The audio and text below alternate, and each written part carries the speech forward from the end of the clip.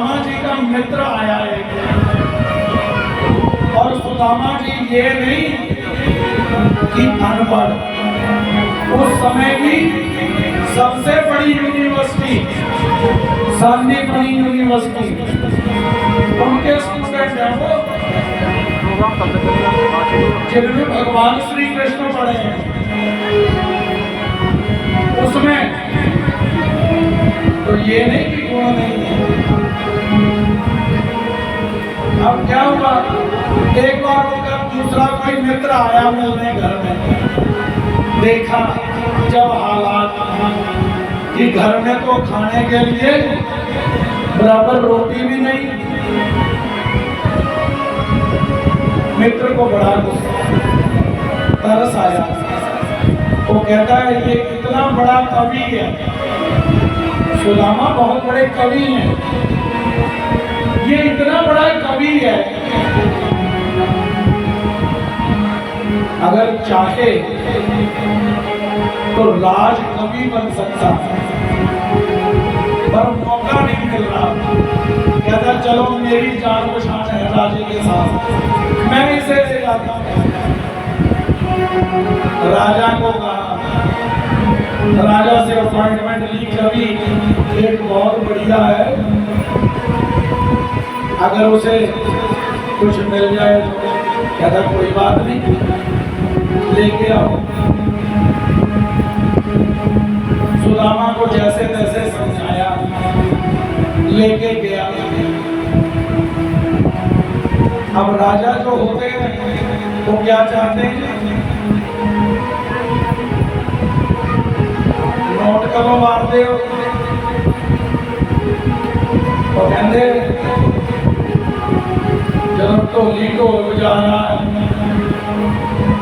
और जब हम बोलते हैं कि भंगड़ा ता सजदा जे नचे मुंडे दी मां, ता मां 500 का नोट करती है, पहला नहीं करती, फिर मासी, फिर वो ढोला बेचारा बोलता कि फलाना बंदा आओ भाई नोट मारो, ता मारते जब ना लेंदे।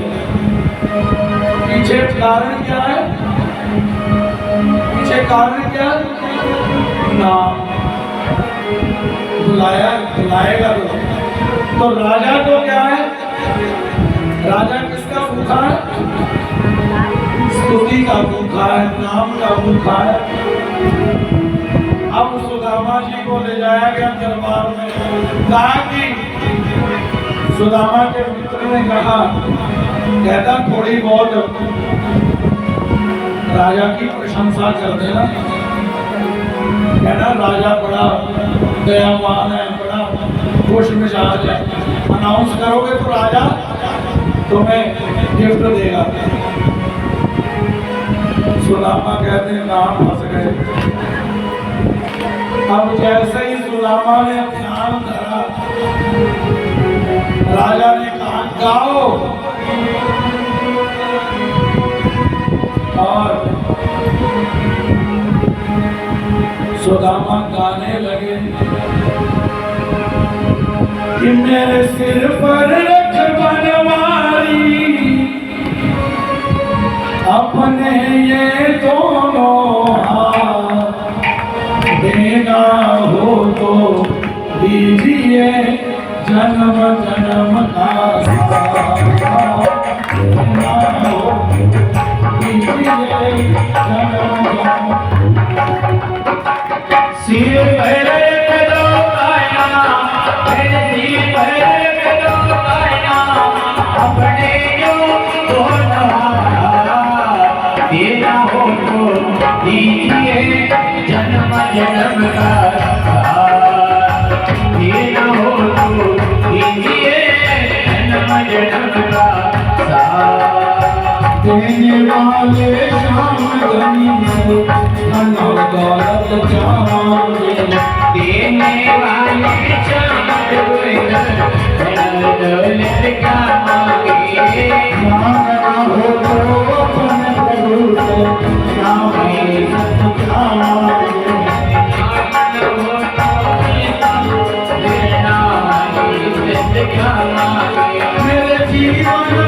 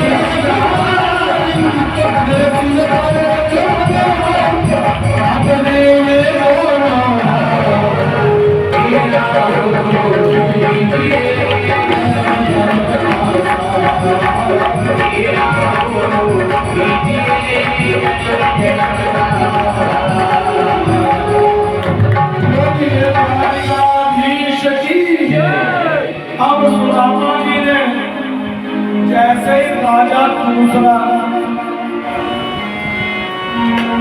और भोगा क्या श्री द्वारिकाधीश की जय। तो राजा ने सुना, कहता मेरे होते हुए मेरे पीठ पीछे तो लोग बोलते ही है, पीठ पीछे लोग तो बोलते ही है पप्पू। एक है हमारे में भी पप्पू, लेकिन पप्पू जी के सामने पप्पू जी को ही नहीं बोलते, उनके सामने यही बोलते हैं, ये बड़े परिवार वाले हैं, बोलते हैं कि नहीं। अबे सो क्या हुआ, आज पोजीशन पोजीशन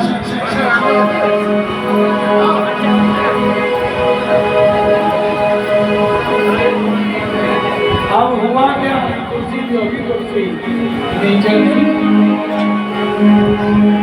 स्टूल दे दो, कुर्सी दो।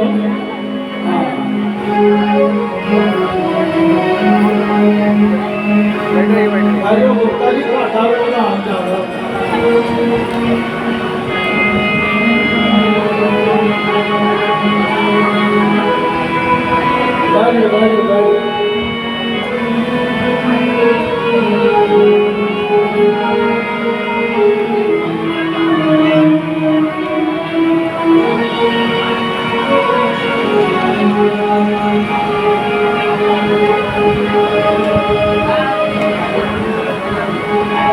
अब हुआ क्या,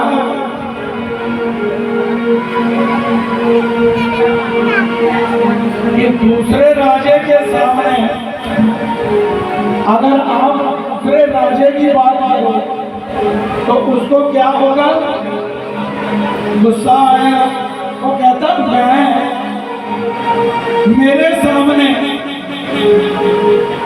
द्वारिकाधीश की जय बोल रहा, कहता मारो इसे कोड़े, ये धन लेने के योग्य ब्राह्मण नहीं है। वो जो मित्र लेके गया था वो कहता राजा जी ये बेचारा ब्राह्मण बड़ा कमजोर है, 50 कोड़े नहीं 20 कोड़े मार दो, आधी कम कर दो, कोई बात नहीं मेरे करके। तो सुदामा जी लेने क्या गए थे, मान शौहरत, मिला क्या, मिले कोड़े और 25 कोड़े लगे सुदामा जी को दूसरे की भगवान की जय बोलने के लिए, क्योंकि दूसरा राजा था और दूसरे राजे के सामने श्री द्वारिकाधीश की जय बोल रहा है। उनको बड़ा गुस्सा है, 25 कोड़े लगे। सुशीला ने देखा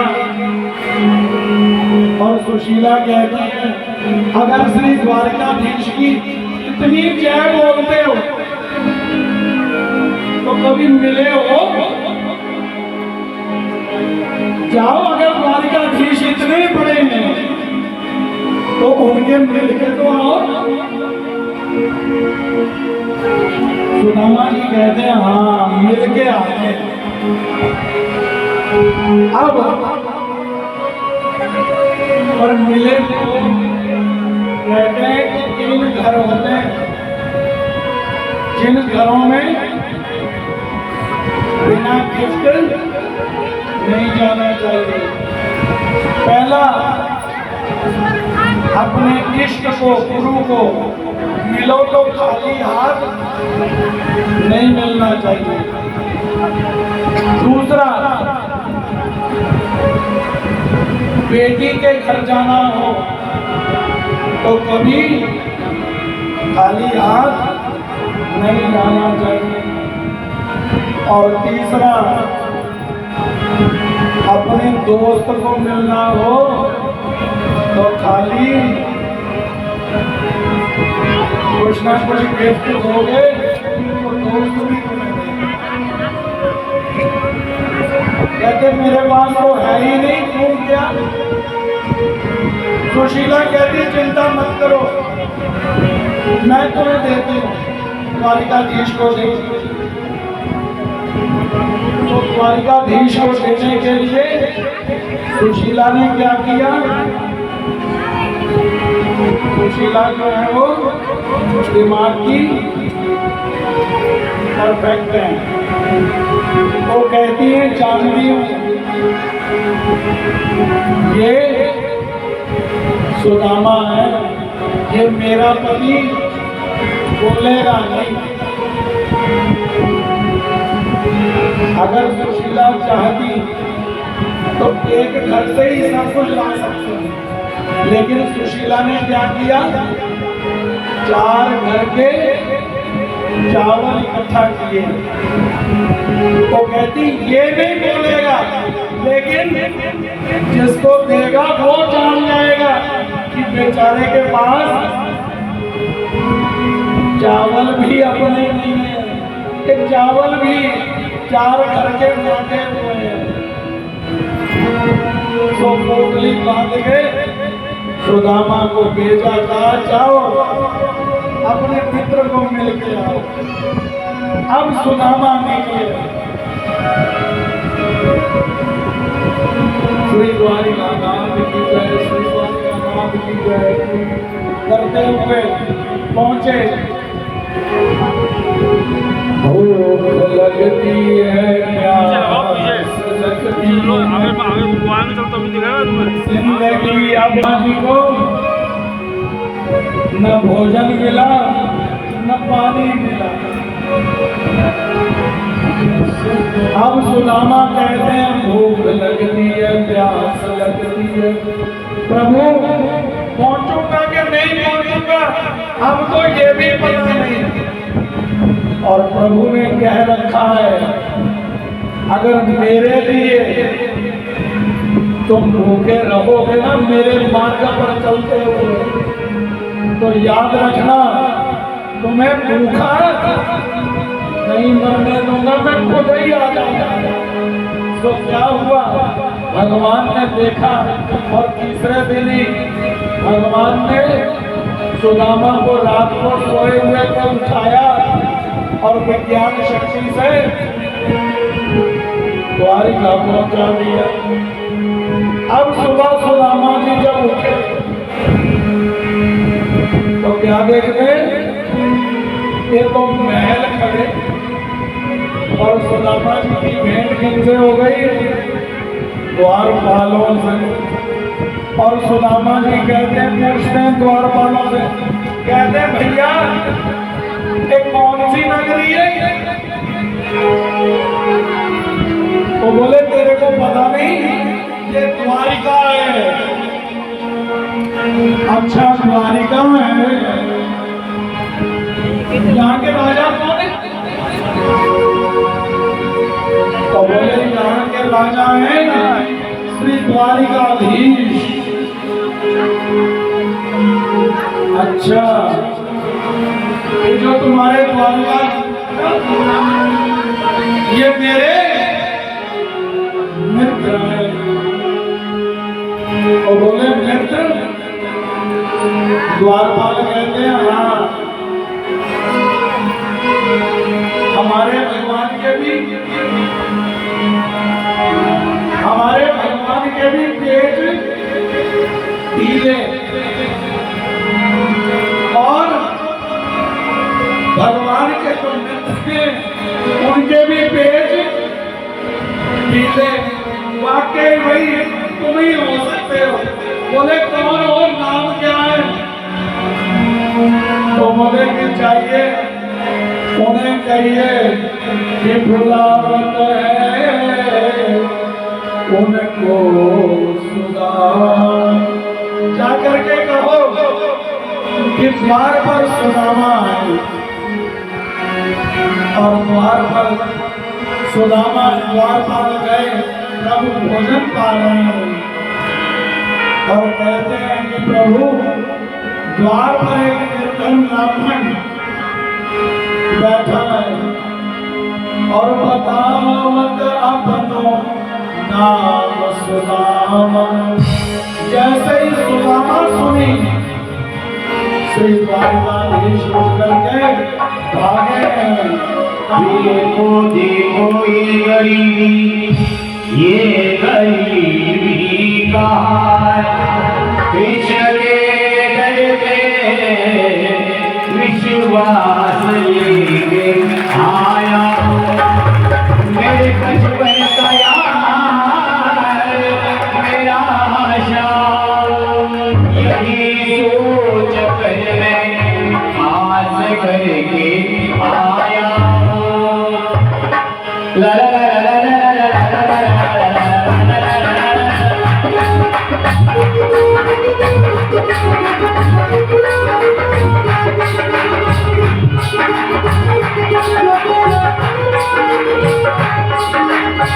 अरे गाय पालो कन्हैया के लो, अरे गाय पालो कन्हैया के लो, दही पे चला कन्हैया आए, दही पे चला कन्हैया आए।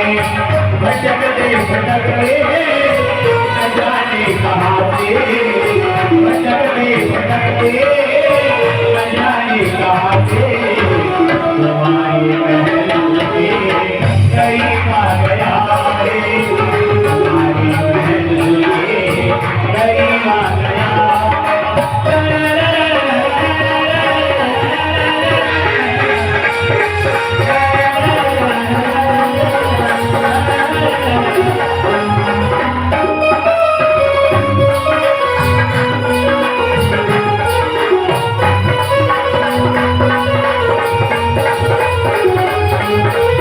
सर पे है पगड़ी, नगन पे जावा, बता दो कन्हैया को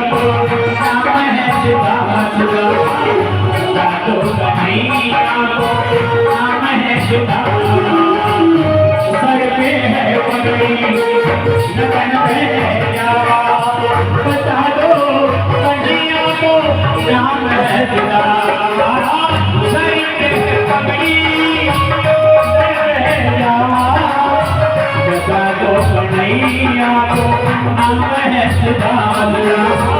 बता दो कन्हैया को नाम है जुदा। एक बार मोहन सजा करके दो, एक बार मोहन सजा करके दो, मिलने सका नसीब आ गया है, मिलने सका नसीब आ गया है। अरे बार पालो कन्हैया दे दो, कहीं बेचना कहीं आ गया है।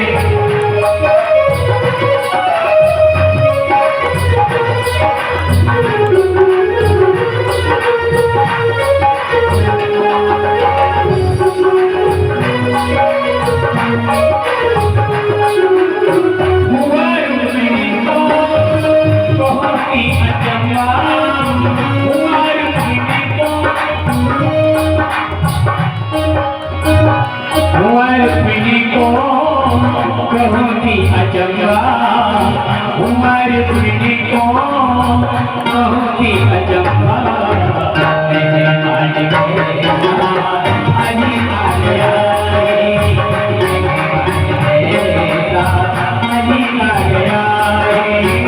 अरे बारे बालो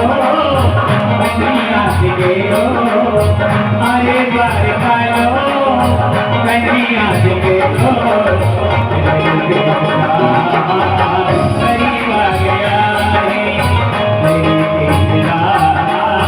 करीब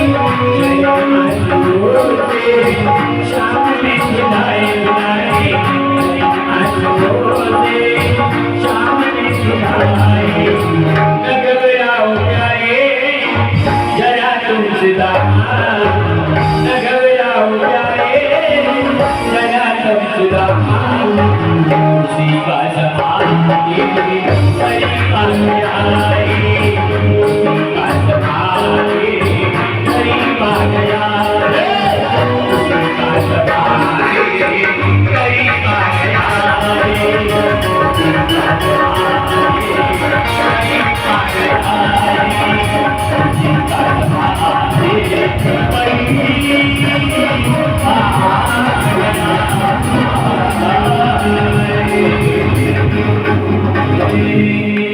कृष्ण भगवान की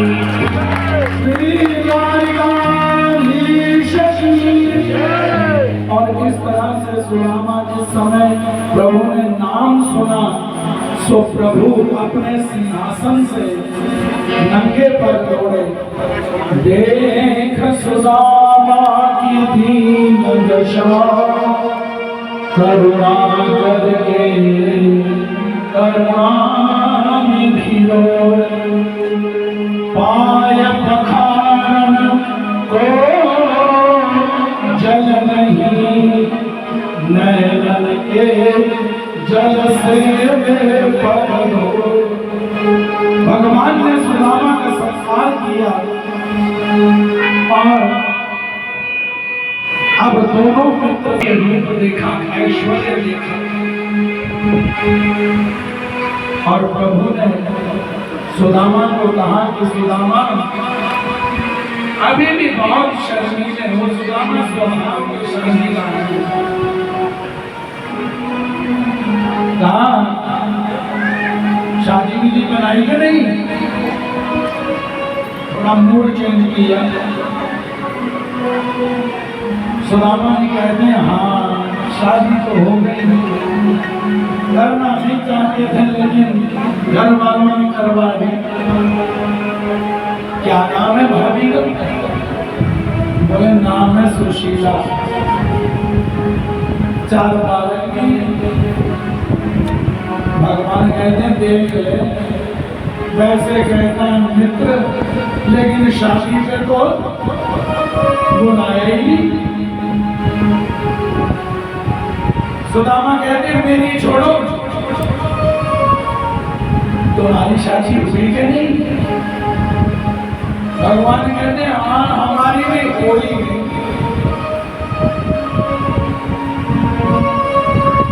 भगवान को सुदामा कहते हैं तो हम आए हैं आशीर्वाद नहीं दिलवाओगे भाभी को? बोले हाँ इंट्रोडक्शन करवाते हैं। सो सबसे पहले रुक्मिणी आई। सुदामा कहते हैं बाबा पुत्रवती भव, सौभाग्यवती भव। एक एक करके ये रुक्मिणी है विदर्भवती, विदर्भ राजा की कन्या। ये सत्यभामा है सत्यजीत की कन्या। ये जामवती है इसकी कन्या, जम्मू-कश्मीर के राजा की कन्या। भला भला ये 8 पटरानियां धीरे धीरे धीरे धीरे जब 20-25 सुदामा कहते हैं कितनी, भगवान कहते चिंता मत करो, अभी तो शुरुआत, बस आशीर्वाद दे देना।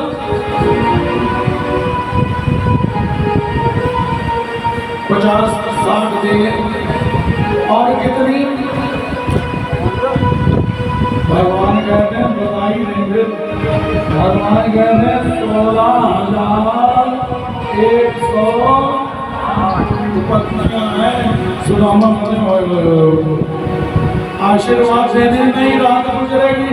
भगवान सुदामा कहते हैं एक ही बार आशीर्वाद दो, सभी हाथ लगाओ, बीड़ा चढ़ाते हैं सभी चढ़ाएंगे तो फिर देर लगेगी। भाई जी कहती है हाथ ही लगा दो सारे।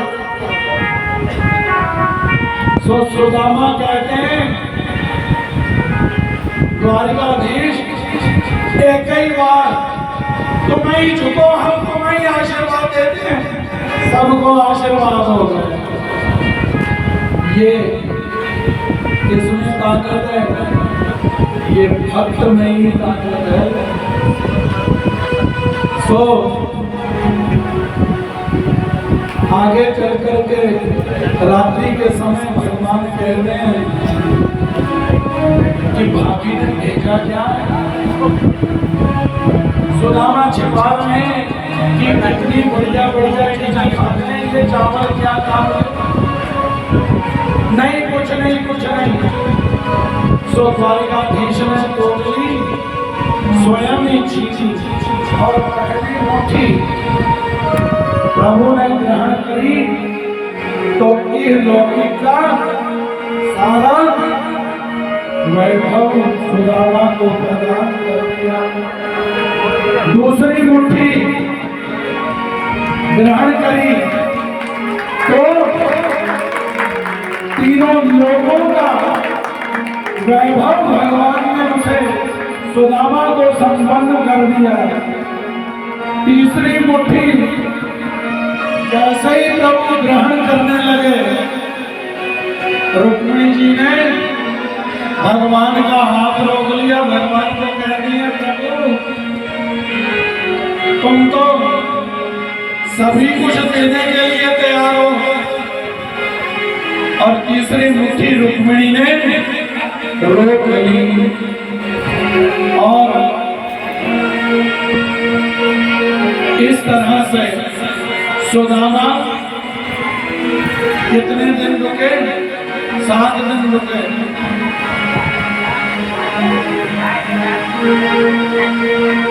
बैठ जाओ बैठ जाओ बैठ जाओ, बाकी प्रसाद बाहर जाओ।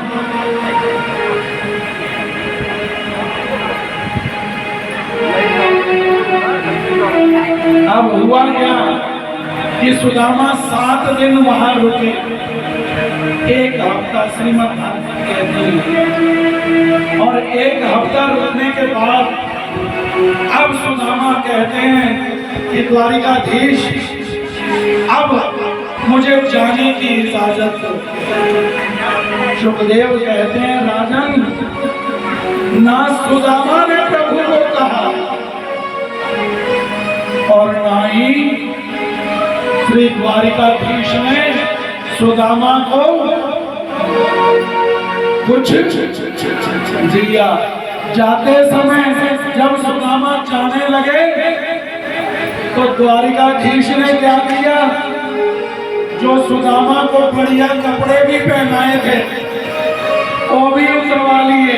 भगवान कहते हैं सुदामा एक कपड़े देख के लुट लेंगे लोग तुझे, ये भी उतार दे। सुदामा कहते देखो कैसा मित्र है, जो दिया वो भी ले लिया।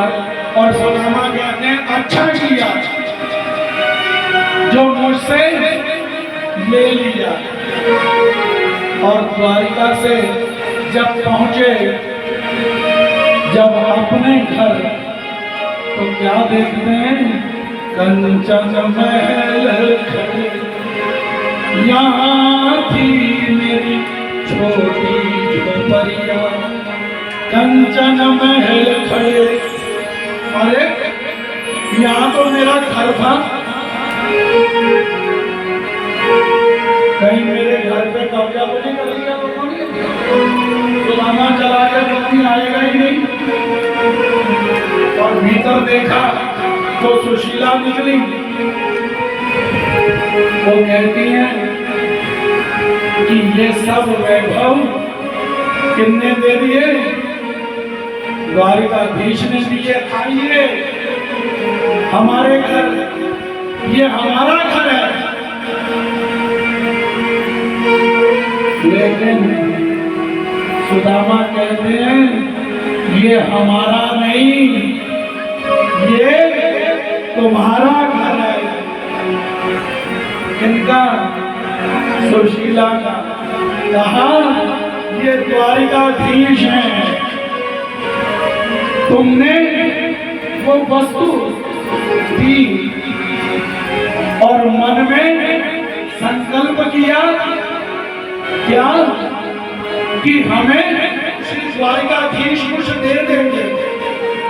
और श्री द्वारिकाधीश ने तुम्हें दे दिया। अब ये घर किसका हुआ? तुम्हारा। और जब मेरा इसलिए नहीं, क्योंकि जब भगवान ने मुझसे पूछा सुदामा कैसे आए, और मैंने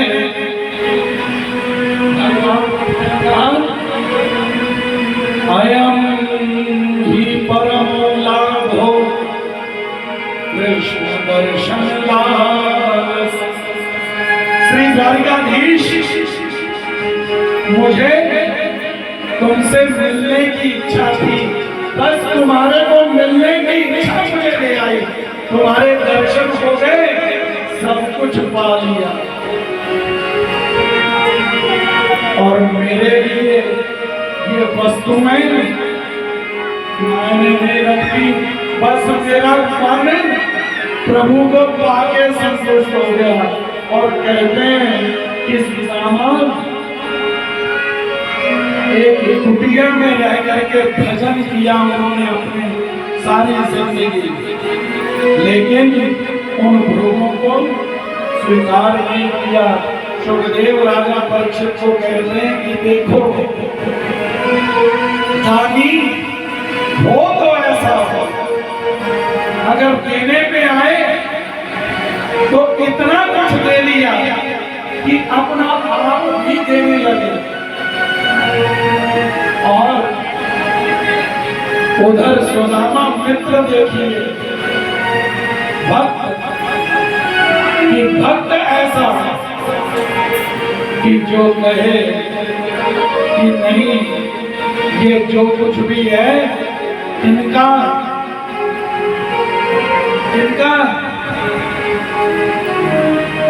ये भगवान का।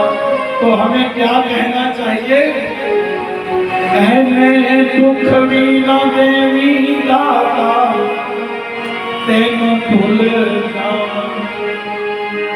कहने दुख वीना देवी दाता बहुत भूल जावा। तेने सुख वीना देवी दाता तेन भूल जावा। छोड़ पावे सारे सुख दुनिया दे मेरी चोली। एहो आखी जावा के मैं तेरा दिता खावा। पैर सदा अपने जमीन दीन ते टिका के रखा उंज पावे अमरा तो उच्चा उठी जावा ऐ हो जा सलूक मेरा दुनिया ते रवे सदा सारा जग रोवे जदों दुनिया तो जावा सारा जग रोवे जदों दुनिया तो जावा। भक्त कहता है कि तुम्हें दिया किसने? दुनिया मारने पे आती है लेकिन बचाने वाला अगर उसके श्री कृष्ण है तो फिर उसे कोई नहीं मार सकता।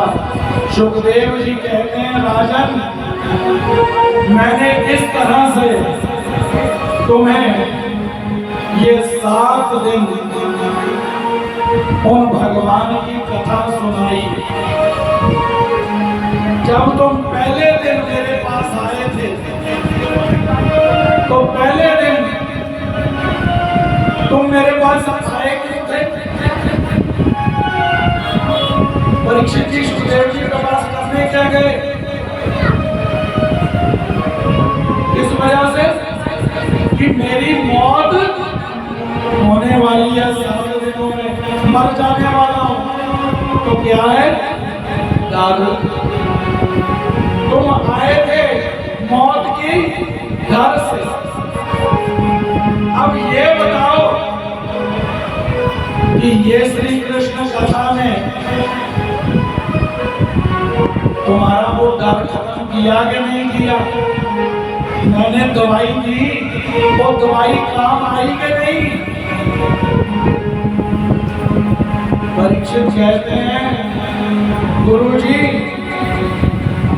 आपने ऐसी दवाई दी मुझे, ऐसी दवाई दी कि मैं जान गया कि मरता कौन है? मरता ये शरीर है और मैं शरीर हूं ही नहीं, मैं तो जीवात्मा हूं। और वो जीवात्मा वो जो अपना आप है, मैंने अपना आप श्री कृष्ण को निवेदित कर दिया। अब ये शरीर है, इसको उनकी मर्जी है, जैसे ले जाएंगे चला जाएगा। और सुखदेव जी ने कहा कि बस अब मेरा काम पूरा हुआ। सुखदेव जी उठे और वहां से आनंद वन से सहारनपुर के पास सुखसाल है, वहीं पर राजा परीक्षित को ये कथा सुनाई गई। और सुखदेव जी वहां से उठे अपने व्यास गद्दी से और उठ करके सभा के बीच में से निकल करके चले गए। और उधर से तक्षक सर्प आया और सर्प के डसने से राजा परीक्षित मृत्यु प्राप्त हुए। उनके पुत्र हैं जन्मजय। जन्मजय को पता चला कि हाय मेरे पिता को सांप ने डसा, तो उसने क्रोध में आकर के एक यज्ञ का आयोजन किया जिसका नाम था नागबलि यज्ञ। वो कहता है तक्षक के भी बड़े बड़े रहेंगे ही नहीं, रहने नहीं। तो उसने नागबलि यज्ञ प्रारंभ किया। बड़े बड़े जो कसने सूखने जिनके भूख से मर जाता है जी, वो सभी सर्प जो है वो बलि हो गए। आखिर में सभी ऋषियों ने कहा कि नहीं, ये प्रकृति परमात्मा की बनाई है, तुम इसे हर न करो। तो इस तरह से आगे चल करके ये कथा आगे बढ़ी और इस तरह से लेकिन ये श्रीमद् भागवत कथा जो सप्ताह है ये संपूर्ण हुआ। और यही कथा प्रवाहित होती होती बहती बहती कहाँ पहुंची? 3 तारीख को बहती बहती पहुंची श्री कृष्ण मंदिर बरेली में। और उन परमात्मा ने इन 7 दिनों में हमें अपनी कथा को श्रवण करवाया। और इस कथा को आज ये कथा फिर आगे अपने प्रवाह स्थल की ओर बढ़ रही है। आप सभी के जीवन में परमात्मा अपने हृदय में परमात्मा को स्थान दीजिए। इनसे हमारी भक्ति में अग्रसर हो। इसी तरह से हमारे भीतर परमात्मा के प्रति ज्ञान, भक्ति और वैराग्य उत्पन्न हो और हम सभी उस परमात्मा के परमानंद को अनुभव कर सके। इसी सदिच्छा के साथ आप सभी को जय श्री कृष्ण धन्यवाद प्रणाम। सामने को दिल में बसा कर देखो, सामने को दिल में बसा कर देखो, दुनिया से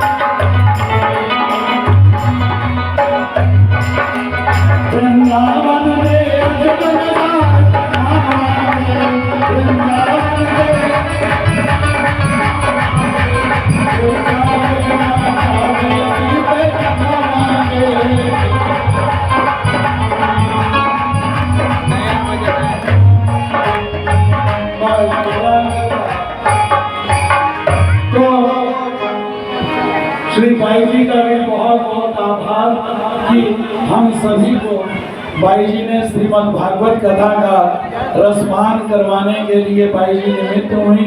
इन सभी का और आप सभी का बहुत बहुत आभार। कहने में कुछ बोलते बोलते श्री कृष्णचंद्र भगवान, मैंने जैसे जयकारा लगाने सिखाए थे सारे भूल गए लगता है। चलिए कोई बात नहीं, समय बहुत ज्यादा हो चुका है तो आगे भी हमारा कार्यक्रम है।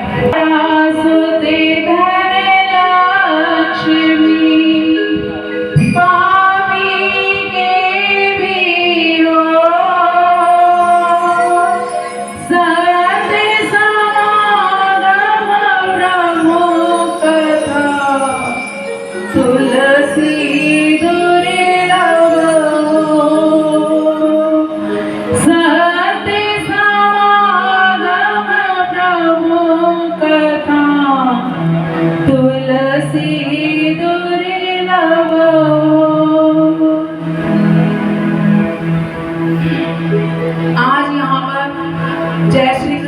बरेली का 61वें वार्षिकोत्सव के उपलक्ष्य में जो श्रीमद् भागवत कथा का जो आयोजन किया गया था, आज इसकी यहाँ पर समाप्ति हुई है।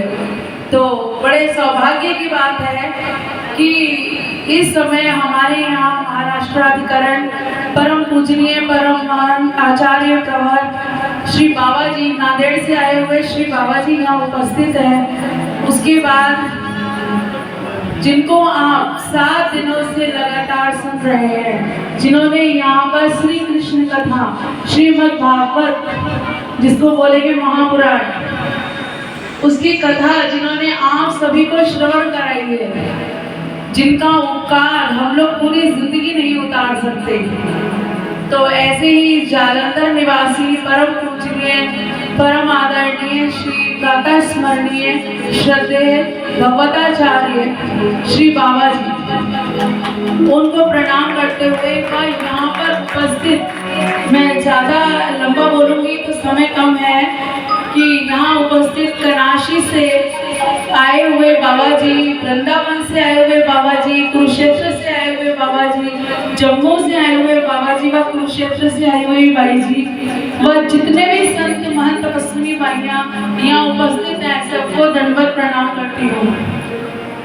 हमारी बड़े दिनों से इच्छा थी कि हमारे यहाँ भागवत महापुराण हो, लेकिन कुछ ऐसी परिस्थितियाँ आ जाती हैं कि कभी इंसान चाहकर भी आगे नहीं बढ़ पाता। लेकिन भगवान ने हमारी प्रार्थना सुनी, जब हम कहीं सुनते थे कि हमारे यहाँ भागवत होनी चाहिए, कि हम भी अपने भक्तों को एक बार भागवत कथा सुनाना चाहते हैं, लेकिन वो योग इतनी जल्दी आना जरा मुश्किल होता है। लेकिन भगवान ने प्रार्थना सुनी, बाबा जी से प्रार्थना करी, बातचीत करी, तो ऐसा योग आया कि भगवान ने अभी भी जो माहौल चल रहा है उसको देखते हुए एक डर था, लेकिन परमात्मा की कृपा से ये सारा जो हम लोगों ने, मैं हमेशा कहती थी कि जब भी 10 मई का कार्यक्रम आने वाला होता था कि 365 दिन में, साल में 365 दिन होते हैं, तो उन 365 दिन में जो हमारे 3 दिन होते हैं वो हमारे लिए क्या होते हैं, गोल्डन चांस। हमेशा मैंने बोला है उसमें हम क्यों होते हैं वो गोल्डन चांस कि हम कम से कम समय में ज़्यादा से ज़्यादा विधि करते हैं, कोशिश करते हैं। सबसे बड़ी बात कि हम संत दर्शन करते हैं, संत सेवा करते हैं, चारों साधन उपस्थित होते हैं, तो हमें उनका वंदन, पूजा, सेवा सबका हमें अवसर मिलता है जो आगे जाकर हमारे जीवन को सफल बनाता है। तो फिर भागवत की जो बात चली, मन में था, भाई जी के भी बड़े मन में था कि हमारे यहाँ भागवत होनी चाहिए। उसके बाद जिस दिन मैंने भागवत का यहाँ पर अनाउंस किया था, दिसंबर में श्री दत्तात्रेय जयंती वाले दिन से हमारे यहाँ तैयारियां शुरू हुई थी। तो मैंने बात कही थी कि ये भागवत वही करा सकता है कि जिस पर भगवान की कृपा होगी। कृपा हर भक्त पे है, हर किसी के हाथ से कोई ना कोई सेवा, धार्मिक क्रिया होती है, लेकिन हमने क्या कहा था, चाहे हम मिलकर कराएं, चाहे एक बंदा कराए, चाहे आप 4 मिलकर कराएं, 2 मिलकर कराएं, लेकिन करानी है। ये तो अब है, चाहे हम सारी जनता मिलकर कराएंगे, लेकिन इस बार हमने भागवत करानी है।